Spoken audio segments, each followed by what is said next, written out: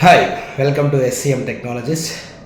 So the common interview question is, what is the difference between the sub-inventory transfer and movement request? It's one of the important question from the interview point of view.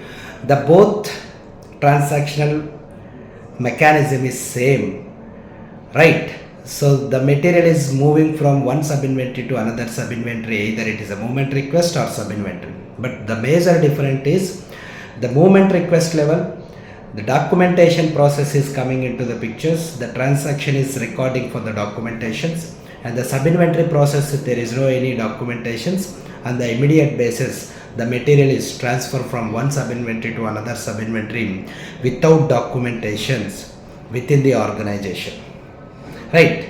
But whereas in the movement request, there is a movement request number is generated, after that pick slip will be generated, then pick confirmation will be coming into the pictures. There is a documentation and the leverages of the movement request, there is approvals also will be feasibility in the Oracle Fusion application, right? So the movement request also move the material from one sub-inventory to another sub-inventory with the documentations.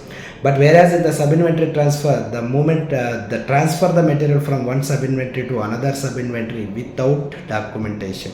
The business use cases is sub-inventory transfer is coming on the emergency purposes, and the movement request is the must be record the move order. Whatever the quantity is moving from one sub-inventory to another sub-inventory, we need a record creation and documentations, approvals. In such a scenario, movement request is coming into the picture, but the material is transferred from sub-inventory to sub-inventory, but documentation is recorded.